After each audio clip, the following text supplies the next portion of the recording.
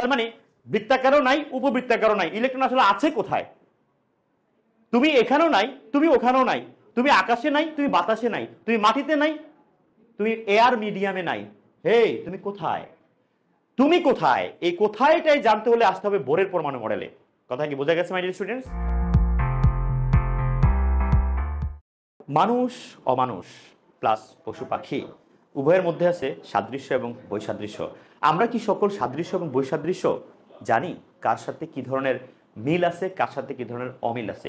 মিল এবং অমিলের খোঁজ করব আমরা আজকে এইচএসসি রসায়ন বিজ্ঞানের প্রথম পত্রের গুণগত রসায়নের সবচেয়ে আলোচিত এবং সমালোচিত এবং গ্রহণযোগ্য দুটি মডেলের দুজন সবচেয়ে বর্ষিয়ান বিজ্ঞানী বোর এবং রাদারফোর্ড পরমাণু মডেলের কি কি সীমাবদ্ধতা, কি কি গ্রহণযোগ্যতা আছে সেই বিষয় নিয়ে আজকে আমরা ডিটেইলসে আলোচনা করব। তো আজকের লেকচার জুড়ে থাকবে বোর এবং রাদারফোর্ড পরমাণু মডেলের মধ্যে সাদৃশ্য এবং বৈসাদৃশ্য। সো আমরা শুরু করি আমাদের মূল লেকচার। সাথেই থাকুন এবং এই লেকচারটি আপনি পুরো লেকচারটাই না টেনে মনোযোগ সহকারে দেখবেন। যদি কোনো মনে হয় ভুল হচ্ছে বা আপনার আরো বেশি জানতে চাচ্ছেন, তাহলে অবশ্যই আমাদের কমেন্ট সেকশন ওপেন করা আছে, আপনার মতামত অবশ্যই আমাদেরকে জানাবেন। মাই ডিয়ার স্টুডেন্টস, আমরা এখন চলে যাচ্ছি আমাদের আজকের কাঙ্ক্ষিত সেই লেকচারে। লেকচারটা হচ্ছে বোর ও রাদারফোর্ড পরমাণু মডেলের তুলনা। আমি যদি তোমাদেরকে একটু তুলনাটা দেখাই, লুকস অ্যাট। প্রথমত হচ্ছে বোর রাদারফোর্ড পরমাণু মডেলের তুলনার আদ্যপান্তের মধ্যে ফার্স্ট অফ অল যেটা একবারে প্রথমে, লুকস অ্যাট রাদারফোর্ড পরমাণু মডেলের মৌলিক পার্থক্য।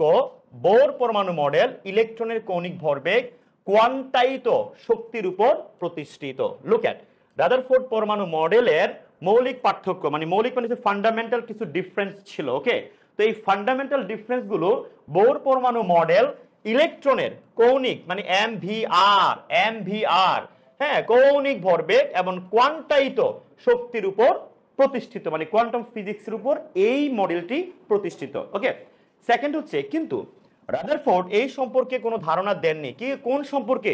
কৌণিক ভরবেগ এবং কোয়ান্টাইত শক্তির উপর বা কোয়ান্টাইত শক্তি সম্পর্কে কোনো ধারণা উনি দেননি। কে? Scientist Rutherford. এখন আসো, কোয়ান্টাইত শক্তি বলতে কি বুঝি মাই ডিয়ার স্টুডেন্টস? কোয়ান্টাইত শক্তি বলতে শক্তির একটি ক্ষুদ্র একককে বোঝায় যা ইলেকট্রন গ্রহণ করে অনুমোদিত শক্তি স্তরে কি হতে পারে? স্থানান্তরিত হতে পারে। ওকে, সো মাই ডিয়ার স্টুডেন্টস, তোমরা এখানে দেখতে পাচ্ছ যে রাদারফোর্ড বলেছিলেন ইলেকট্রন একটি নির্দিষ্ট কক্ষপথে, নির্দিষ্ট কথাটা অবশ্যই উজ্জ্বল রেখেছেন, উনি বলেননি। উনি বলেছেন যে পরমাণুর ভিতরে একটি ইলেকট্রন নিউক্লিয়াসকে কেন্দ্র করে অনবরত ঘূর্ণায়মান থাকবে। রাইট? কিভাবে ঘুরবে, কখন ঘুরবে, সে কি একই পথে ঘুরবে নাকি একটা নির্দিষ্ট দূরত্বে ঘুরবে, এই বিষয়গুলো নিয়ে বা কত শক্তি নিয়ে ইলেকট্রনটা নিউক্লিয়াসকে কেন্দ্র করে ফোকাসড করবে বা ঘূর্ণায়মান থাকবে, এই ব্যাপারে কোনো স্বচ্ছ ক্লিয়ারেন্স ধারণা উনি দিতে পারেন নাই। একটি ক্ষুদ্র একককে বোঝায় যা ইলেকট্রন গ্রহণ করে অনুমোদিত শক্তিস্তর। অনুমোদিত মানে কি ভাই? লুক এট, অনুমোদিত শক্তিস্তর হচ্ছে বেসিক্যালি যে এন এর মান orbit number 1 2 3 4 K shell, L shell, M shell, N shell, O shell, যেখানে আমরা জানি প্রথম কক্ষপথ, দ্বিতীয় কক্ষপথ, তৃতীয়, এগুলোকে কি বলা হয়? অনুমোদিত শক্তি স্তর। এই কথাগুলো কে বলেছেন? সায়েন্টিস্ট বোর বলেছিলেন। ওকে, আমরা এখন চলে আসি কি কি সাদৃশ্য। তাই বলে কি আমাদের রাদারফোর্ড এবং আমাদের বোর এই দুইজন সায়েন্টিস্ট এবং স্মরণীয় বিজ্ঞানীদের মডেলে কি কোনো কিছুই সাদৃশ্য ছিল না? দুজনে কি টোটালি অমিল ছিলেন? নো, কিছু কিছু না, অনেক জায়গায় অনেক মতামতেই তারা এক ছিলেন, একই সিদ্ধান্তে উপনীত হয়েছেন। কি সেই সিদ্ধান্ত? লুক এট রাদারফোর্ড ও বোর উভয়ের পরমাণু মডেলে বলা হয় পরমাণুর ভর তার কেন্দ্রে পুঞ্জভূত থাকে, যাকে কি বলা হয়? নিউক্লিয়াস। এটা উভয় কিন্তু এটা সমর্থন দিয়েছিলেন যে পরমাণুর কেন্দ্রে কি থাকবে? নিউক্লিয়াস থাকবে।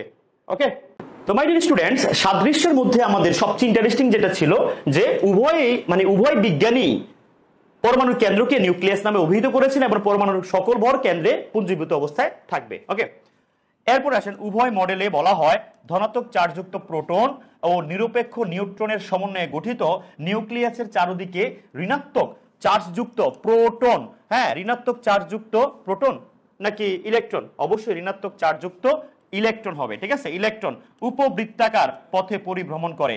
যদিও আমাদের সায়েন্টিস্ট বোর বলেছিলেন বৃত্তাকার কক্ষপথে ঘূর্ণায়মান থাকবে সার্কুলার। ওকে, এরপরে আসো, উভয়ের মডেলে পরমাণুর কেন্দ্র ও কেন্দ্র বহির্ভূত দুটি অঞ্চলের কথা উল্লেখ করা হয়েছে। মাই ডিয়ার স্টুডেন্টস, যদি তোমরা একটু দেখো যে কেন্দ্র বহির্ভূত এবং কেন্দ্র দুইটা অঞ্চলের কথা কিন্তু ওনারা বলেছেন। তো কিরকম সেই কথাগুলো আমরা জাস্ট একটু ফোকাস করব। ওকে, তো তোমরা এখানে দেখতে পাচ্ছ যে আমি আপাতত কেন্দ্র তোমাদেরকে দেখাচ্ছি। লুক এট, এইটি হচ্ছে ভাইয়া কেন্দ্র। লুক এট, এই দ্যাট ইজ এটা নিউক্লিয়াস, তাই তো? তো এই যে নিউক্লিয়াসটা দেখতে পাচ্ছ, বা তুমি ধরো পুরোটা একটা নিউক্লিয়াস। ওকে, এই পুরোটা কি নিউক্লিয়াস? তাহলে এটা যদি আমার কেন্দ্রস্থ অঞ্চল হয়, হ্যাঁ, আর এটা হচ্ছে কেন্দ্র বহির্ভূত অঞ্চল। তো কেন্দ্র বহির্ভূত অঞ্চলটা কি ভাইয়া? কক্ষপথ। আর যেটা কেন্দ্র মানে পুঞ্জীভূত বলা হয়েছে সেটা কি? তাহলে এটা হচ্ছে কেন্দ্রস্থ অঞ্চল, দ্যাট ইজ নিউক্লিয়াস। আর এটা হচ্ছে কেন্দ্র বহির্ভূত অঞ্চল, দ্যাট ইজ কি?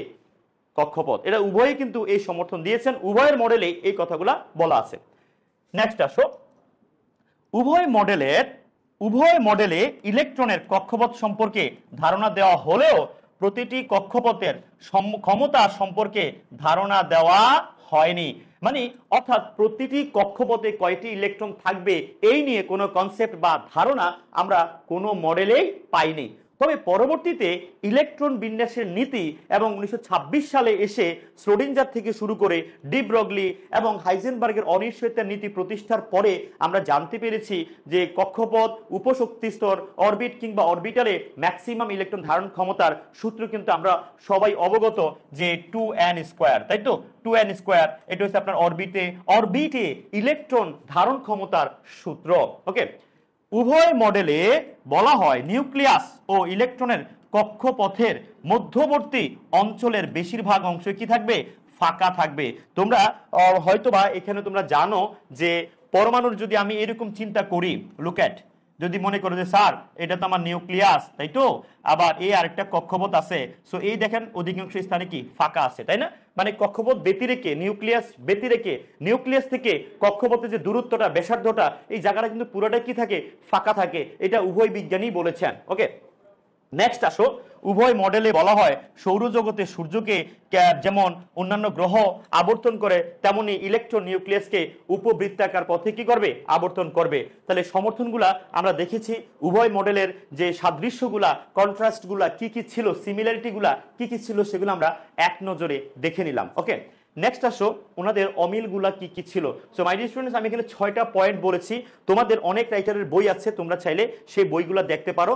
আমরা যদি তুমি আরো ইনফরমেশন তোমার জানা থাকে, আরো 2-3টা সাদৃশ্য তোমার জানা থাকে, অবশ্যই আমাদের কমেন্ট সেকশনে জানাবা।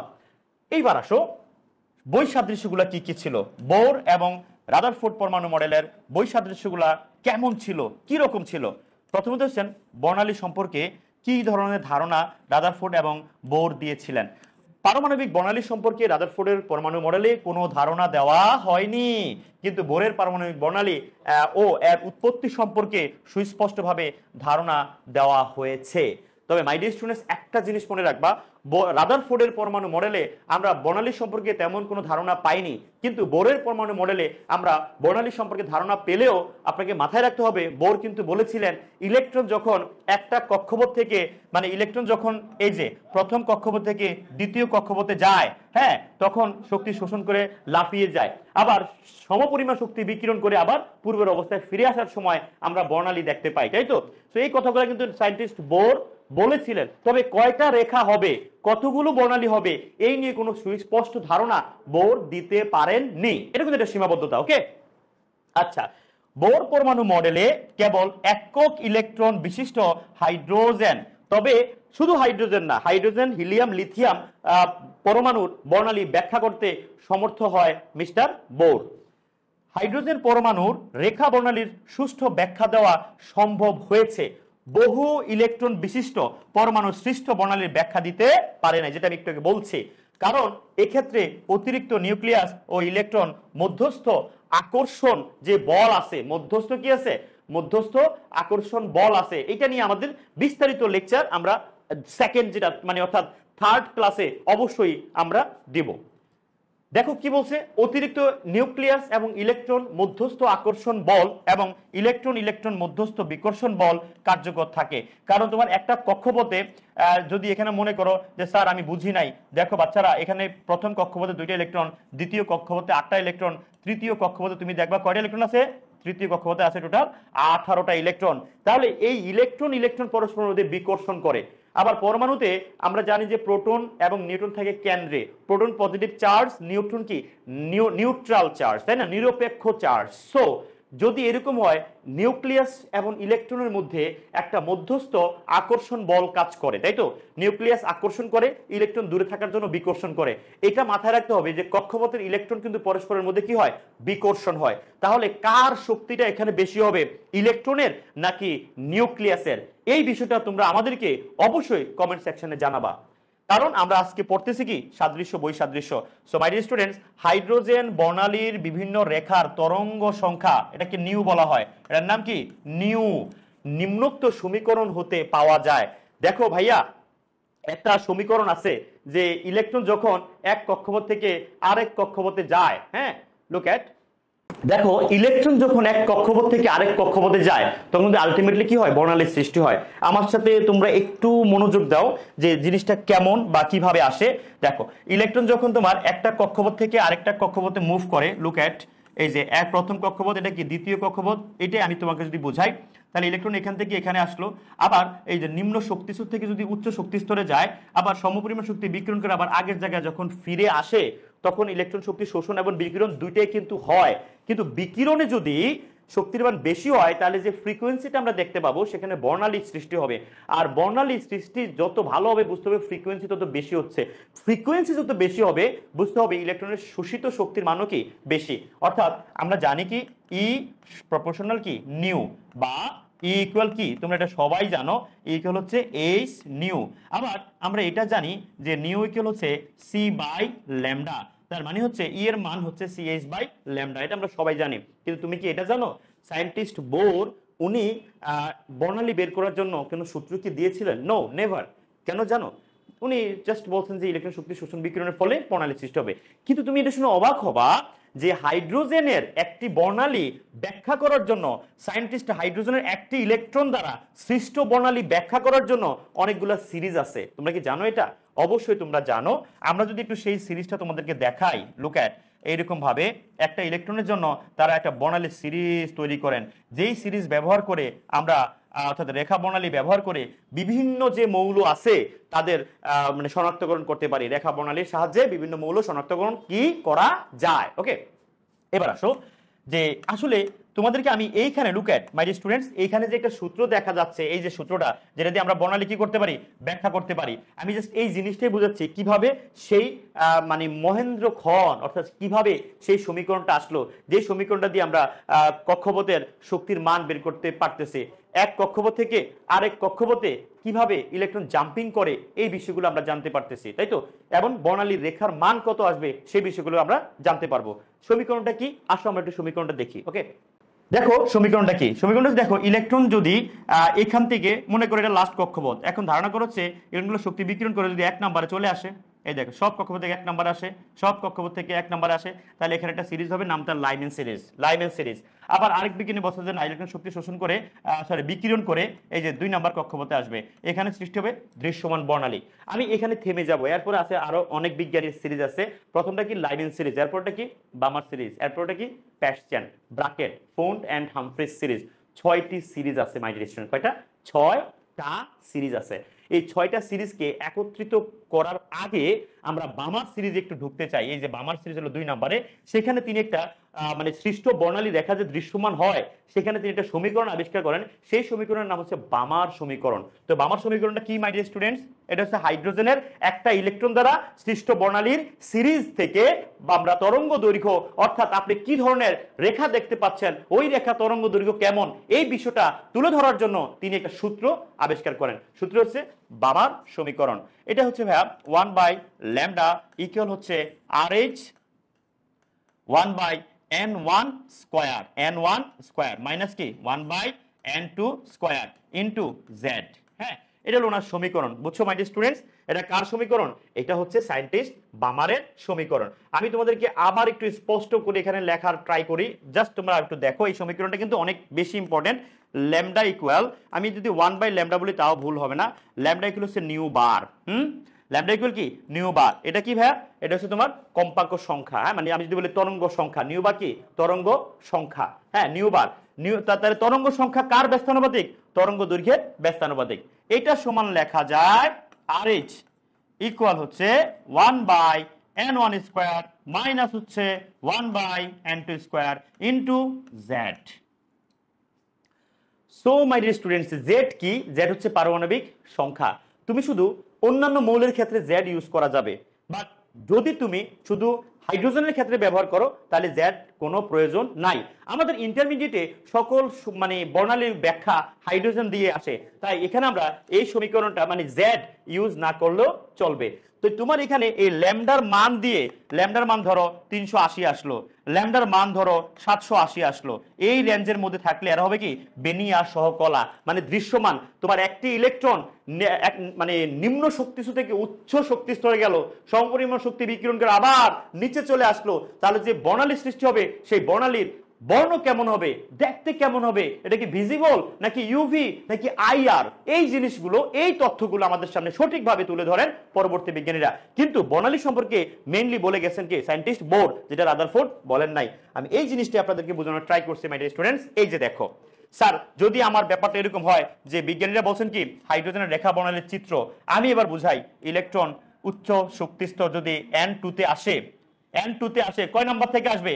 এই যে আমি একটু আগে যেটা দেখাইছিলাম যে এক নাম্বারে সবগুলো আসতেছে কয় নাম্বার থেকে? 2 3 4 5 6 7 ইনফিনিটি, রাইট? আর n1 কত হবে? 1। তার মানে নিম্ন শক্তি স্তরে আসলে কোন সিরিজ হবে? Lyman series. ওকে, আবার আসো স্যার ইলেকট্রনের উচ্চ শক্তি স্তর n2 3 4 5 6 7 ইনফিনিটি, তাহলে n1 কত হবে? 2 নম্বরে আসছে, এটা হবে কি? বামার সিরিজ। হ্যাঁ, আবার তুমি যদি বলো স্যার n2 আমার 4 5 6 7 8 ইনফিনিটি, তাহলে n1 কত হবে? 3 নাম্বার। আবার যদি n1 4 নাম্বার হয় তাহলে কোন কক্ষপথ থেকে রেখাগুলো আসবে? 5 6 7 8 infinity. No no no sir, আমার n1 হচ্ছে 5, তাহলে রেখা আসবে কোথা থেকে? রেখা আসবে 6 7 8 9 ইনফিনিটি থেকে। আমার কথা কি বুঝতে পেরেছেন? এই কথাগুলো আসছে কখন? বোরের পরমাণু মডেলে বর্ণালী নিয়ে যখন বিশেষভাবে আলোচিত করা হয়, যেটা রাদারফোর্ডের মডেলে হয়নি। এভাবে আমরা দেখেছি যে বর্ণালী সম্পর্কে বিশদ ব্যাখ্যার কথা। ভাইয়া আমরা এই সিরিজ নিয়ে একটা বিশাল লেকচার হবে, যেটাতে শুধু বর্ণালী নিয়ে কথা হবে, শুধু বর্ণালী নিয়ে। কথা কি বুঝতে পেরেছি? ওকে, সুতরাং বোর পরমাণু মডেলের মূল ধারণা হলো পরমাণুর প্রতিটি শক্তি স্তর পূর্ণ সংখ্যার কোয়ান্টাম শক্তির গুণিতক রূপে থাকে। হ্যাঁ, অর্থাৎ n এর মান 1 2 3 4 5 হবে। রাদারফোর্ড পরমাণু মডেলে ইলেকট্রনের কক্ষপথের আয়তন আকৃতি সম্পর্কে কোনো ধারণা দেওয়া হয়নি, কিন্তু বোরের মডেলে এই বিষয়ে আলোকপাত করা হয়েছে। ওকে, তাহলে ভাইয়া রাদারফোর্ডের মডেলে ইলেকট্রনের কক্ষপথের আয়তন নিয়ে কোনো ধারণা দেওয়া হয়নি, কেমন হবে, তার আকৃতিটা কেমন হবে, বৃত্তাকার উপবৃত্তাকার কি রকম হবে এই নিয়ে, বা ডাম্বেল নাকি আপনার গোলাকার, এই নিয়ে কোনো ধারণা উনি দিতে পারেন না, কিন্তু বোর দিয়েছিলেন। এবার আসো ইলেকট্রনের শক্তি শোষণ ও বিকিরণ সম্পর্কে, যেটা আমরা একটু আগে বলছি যে রাদারফোর্ড এই নিয়ে কোনো তথ্য উনি দেন নাই। উনি শুধু একটা কথাই বলেছেন, ইলেকট্রন নিউক্লিয়াসকে কেন্দ্র করে হ্যাঁ অনবরত ঘূর্ণায়মান থাকবে, একটা কক্ষপথে ঘূর্ণায়মান থাকবে, কিন্তু বোর বলেছিলেন তার বিপরীত কথা। তবে বিপরীত বলা যাবে না, কাছাকাছি, বাট উনি বলেছেন যে বৃত্তাকার কক্ষপথে থাকবে অথবা উপবৃত্তাকার, যেটা সমারফিল্ড বলেছিলেন। তার মানে বৃত্তাকারও নাই উপবৃত্তাকারও নাই, ইলেকট্রন আসলে আছে কোথায়? তুমি এখানেও নাই, তুমি ওখানেও নাই, তুমি আকাশে নাই, তুমি বাতাসে নাই, তুমি মাটিতে নাই, তুমি এয়ার মিডিয়ামে নাই। হে, তুমি কোথায়? তুমি কোথায়? এই কোথায়টাই জানতে হলে আসতে হবে বোরের পরমাণু মডেলে। কথা কি বোঝা গেছে মাই ডিয়ার স্টুডেন্টস? সঠিক ব্যাখ্যা, সুনিপন এবং সূক্ষ্মাতিসূক্ষ্ম ব্যাখ্যার জন্য আমাদের ওমেগা সবসময় বেস্ট। আমরা অনলাইনে প্রতিটি ক্লাস বেস্ট এবং ভালোভাবে নেওয়ার চেষ্টা করি মাই ডিয়ার স্টুডেন্টস। ইলেকট্রনের লুক অ্যাট ইলেকট্রনের, দেখো ইলেকট্রনের শোষণ ও বিকিরণ সম্পর্কে রাদারফোর্ডের মডেলে কোনো কিছু উল্লেখ নাই, কিন্তু বোরের পরমাণু মডেলে বলা হয়েছে ইলেকট্রনের নির্দিষ্ট কক্ষপথ অবস্থানকালে শক্তি শোষণ এবং বিকিরণ করে না। দেখেন বোরের পরমাণু মডেলে বলা হয় ইলেকট্রনের নির্দিষ্ট কক্ষপথে অবস্থানকালে কোনো শক্তি শোষণ কিংবা বিকিরণ করে না। সে যখন 1 নাম্বারে আছে শক্তি শোষণ করবে? 1 নাম্বারে শক্তি শোষণ করে না, দ্বিতীয়টা থেকে শোষণ করবে। দ্বিতীয় কক্ষপথে যখন থাকে তখন সে তৃতীয় কক্ষপথ থেকে শক্তি শোষণ করে। এইভাবে সে নির্দিষ্ট কক্ষপথে থাকার সময় শোষণ করবে না, বিকিরণও করবে না।